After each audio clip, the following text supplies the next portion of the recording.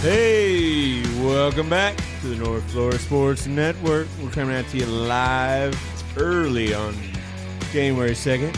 It's the playoffs, it's college football playoff reaction show. It's a good thing they... Woo! Yeah. How you feeling, ESPN? Right. Huh? Both one-loss teams lost 2 games now. There you go. Good thing you didn't put a team with a backup quarterback in Right? there. Right? Washington with the big win over Texas. Michigan in an ugly game beat Alabama. And you have your national championship. There you between go, 2 man. undefeated teams at least. Woohoo! Wow. Yeah, they deserved it. There you go.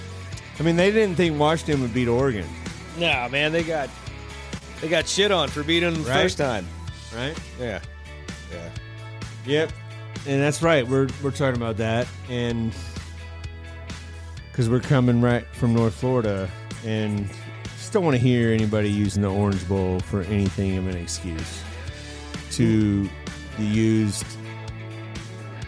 Any kind of Florida State fan is mad about this. It's come on, man.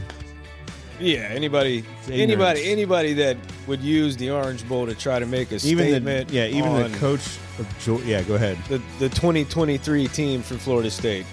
Like, if you watch the Orange Bowl and you judge the team based on that game, you're a moron or you've never played sports. Right. It's either one of the two, or maybe a combination of both. Right, and then to like piggyback on it, and then to say it's the culture or something, it's just irresponsible because it's not true. You got a team that opted in to play the Cheez-It Bowl, to win 10 games after being at the depths. The culture, the culture argument, to come and then made a pact to come back and go undefeated for a chance to go to the playoff, only to be denied.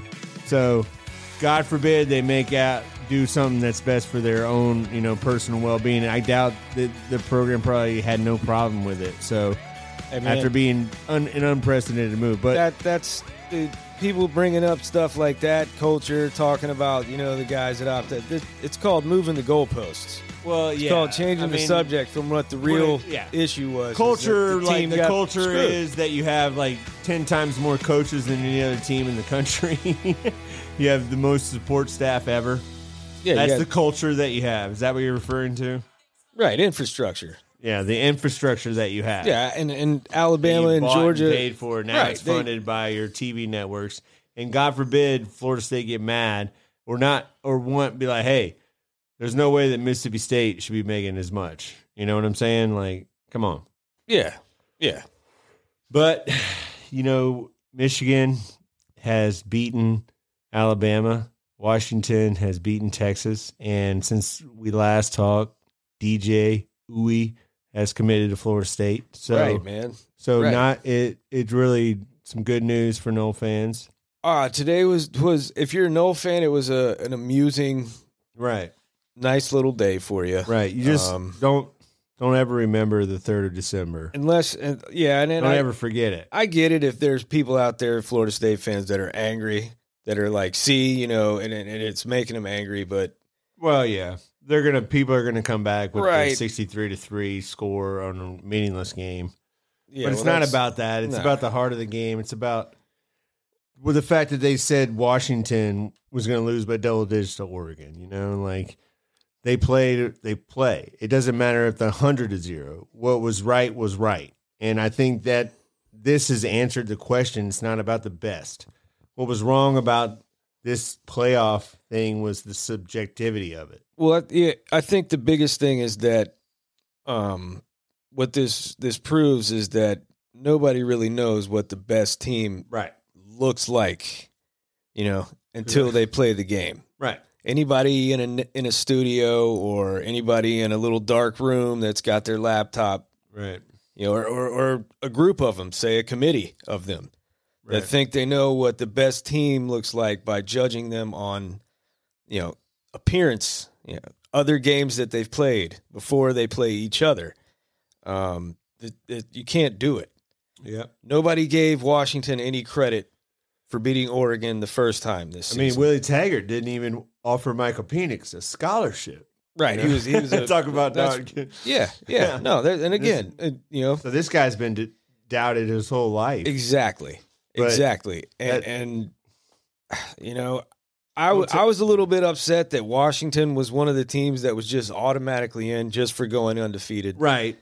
But they keep winning. And Michigan, Michigan keeps winning. It was not upset at those teams. It's upset at the narrative used to describe them. Right. And it just because it doesn't apply. Nobody thought Washington was gonna beat Texas. I'm sorry. Go ahead. No, go ahead. I was just gonna say instead, what you do on a game which we just saw that should have been Washington versus Florida State, which I really think it would have been a good game. I really do. Yeah. And it doesn't matter. It doesn't matter. It should have been that way. You shouldn't have had that many opt-outs because you gave a one-loss team a chance who clearly didn't deserve it. Sorry. Alabama shouldn't have been in. Well, I mean, proved that. I think you take your pick between one of the one-loss teams. Georgia should have been in. If you want to say best teams, that just shows you that best teams is stupid because football is great because of it's deserved. It's earned. Yeah. You know what I mean? Like, it's not the best. It's not. Otherwise, it'd be done by GMs on a scouting combine. Well, then we would grade it out, and it would be the freaking draft every year on the field. So, like, get out of here with that and just shut up if that's what you're going to say. So they couldn't, Georgia, they used different criteria to keep Georgia out of it. They're like, we can't justify putting them in. They don't deserve it. They lost the SEC they were clearly. Yeah, it had nothing to do with best when it came to Georgia. No. It had to do best when it came to what teams they wanted to use it on. Right. Teams that deserved it weren't the best. Right. The teams that didn't deserve it were the best. So the most impressive win of the season, regardless of what happens in this next game, will still be Alabama beating Georgia. Like that's the most impressive win by any team this season. Right. Alabama beating Georgia. That's one game. Yeah, it's one game. So I think it's supposed to be based on a season, and this is a season where they benched Jalen Monroe, and you kind of saw that with the team prepared for him, he's like a glorified Wildcat quarterback back there. Right, he definitely has some limitations, and you saw more of that rear its head. The last 5-6 weeks for Alabama, they've really been able to scheme up and hide a lot of that and just play to his strengths. Right. Like you said, with a month to prepare, Jesse Minter, the DC over at Michigan, he did a really good job of keeping him. And you saw what Jalen Monroe is exceptional at, and that's running. Right, and he gets ball a chance in his hands, to get benched, open field, and come back and get better. But not a quarterback that hasn't lost. He doesn't get a chance to come up and help his brother that got hurt. And right. Well, and then you cause, and then you get the. I'm sorry, I just can't. No, you can't. You're just trying to make sense of all the words that they use to explain their actions, which explain the action of that committee. Yeah, it was just nonsense. So I would be 100% agreeing with all of them if they would have made the playoff and then all the players opted out for some reason. Yeah, but if you've been around the team, if you knew the whole reason behind this team, dating back to last season. You would shut up, dude, and you would be like, damn, that's just tragic what happened. And nobody who isn't an absolute imbecile actually believes that those players would have opted out if the team was in the playoffs. Right. Nobody. Right. They know it. Well, anybody saying anything otherwise is just trying to, just show their ass. That's just the way it goes. It was a game that you probably thought you'd see, though, in Michigan, Alabama. Kind of 20-20. Overtime, and then 27-20. Michigan was. Yeah, I honestly expected Alabama to blow them out. Well, no. And then the team that showed up for Alabama was more like the team that played against USF and Arkansas. Exactly, because Alabama has the talent. Yeah, they have the more talent. than anybody in the country. Same as Georgia. Right. Culture, that is. They have a few spots that they're very vulnerable at. And that's it's about what you do on a season. Yeah. And who your best lineup is. You're going to play him. And how do you know that the coach isn't like resting guys throughout the whole season to prepare them for a playoff run? I mean, you didn't give them a chance. No, they deserve that. I think that's what's proved. I don't want to use the Orange Bowl for anything because that's more. It's like a choreographed dance to go wrong. They choreographed that game, pretty much. Well, I mean, it's a different team, right? You're trying to use it. Yeah. So you were right. You were right. They got DJ Uwe. He's going to be the quarterback next year. I think that's a huge move for FSU. Do you think they'll get another quarterback?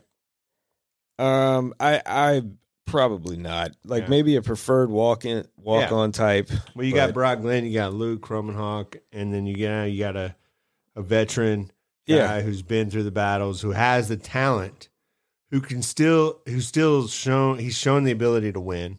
He's shown top-notch ability in certain points. I remember seeing him against FSU at Doak. Yeah, this is playing really well. Arguably his best game. Right. So if you can maximize his potential, I think you just got to keep that's a good thing for this team. Just keep his confidence high. Right. I think the way Norvell runs things, the kind of guy Norvell is he'll keep the confidence up, keep the positivity flowing, and it's not going to be, it's DJ's show. Right. Nobody's going to come in here and be like, man, you better watch it, dude. Brock's nipping at your heels or Luke's and it's, They're waiting. They got time. Yeah. And he's going to be a steady hand. I don't expect Florida State to run off an undefeated season like they did this past year. Right. There's going to be steps back in certain spots on the team. But there's no reason to not think that they got an outside shot at it's a good step Charlotte in the right direction to have that position, get somebody there with experience, who has the body. Not to mention, I mean, this is a guy who's built. This is a 5-star quarterback who's on Dr. Pepper. Well, he's got a real arm, man. That's an NFL arm. Take hits. I love Jordan Travis. Everything he did for Florida State continues to do. But the arm talent between the two is night and day. Right. You can hopefully see some improvement on vision and his anticipation. And he does have a tendency to throw some bad interceptions. Yeah. And he definitely has that's his what flaws. You saw Jordan Travis improve on the most. Right. His time here was his efficiency. And hopefully, if you're an FSU fan, you can see this coaching staff try to do that with DJ next year, maybe make him more efficient, more productive, and use his strengths and kind of just be able to just sometimes throw it away or just go down. Right. Middle of the field, man. Right. Middle of the field. Use the middle of the field. Right. You got enough zip on the ball if they can, you can just get a little bit of chemistry with whatever receivers we're trotting out there. Yeah. But yeah, it's big, man. You did not want to get left holding your pud like some other teams did. There's other spots to fill with the transfer portal. Oh yeah, we know that. We'll see that. Yeah, defense is something to. Yeah, we talked about that. A lot of moving parts. Yeah, it's late. We got to get up on out of here. Yeah, but man. Good to see 2 undefeated teams in the championship. Yeah, I said there's I no wasn't hate gonna on watch it, Texas or Alabama. I didn't really. No, it's not, man. It's really not at all. It's not a hate on any of them, any of the fans. Great programs. It's a hate for the network that owns your conference. Right, and not even. I mean, I don't even know that. I just don't like the decision to put whoever's responsible for the decision. I know it. It's to ESPN. Do that. It does seem kind of odd that you'd lead the show. It's ESPN. Like saying That's just not even minced words, dude. It's ESPN. Yeah. I don't care if people call me crazy or conspiracy theorist. It's obvious. Right. So, well, tough tits. Fox wins this one, man. Right. Big Ten versus Big Ten. Yeah. Big Ten national champion. There you go. Maybe our future conference brothers up there in the old Big Ten. Oh, wow. One can only hope. Yeah.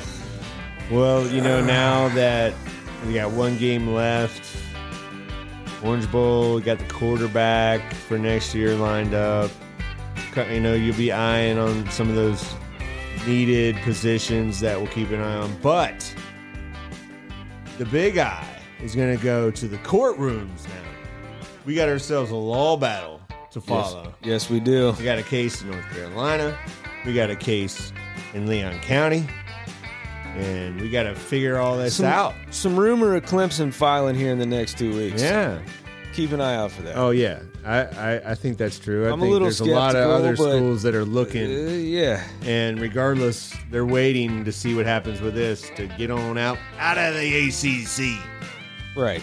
I think the schools that have opportunities in other conferences are going to be the ones filing lawsuits. Right. Everybody else is just going to sit on their hands and let us do the dirty work. Right. There you go. You just can't believe, like, it's really coming to this. You know? Well, not surprised at all. It is the panhandle up here, man, and they are messing with our money. Win a national championship, they give you gold numbers on your white jerseys. Oh, dude, they just atrocized it. Worst things ever, man. Kidding me? All right, man. Well, I got to get on out of here. It's late. Thank you for watching. Thank you for listening. Hit that like button, subscribe, and we'll talk to you next time right here on the North Florida Sports Network.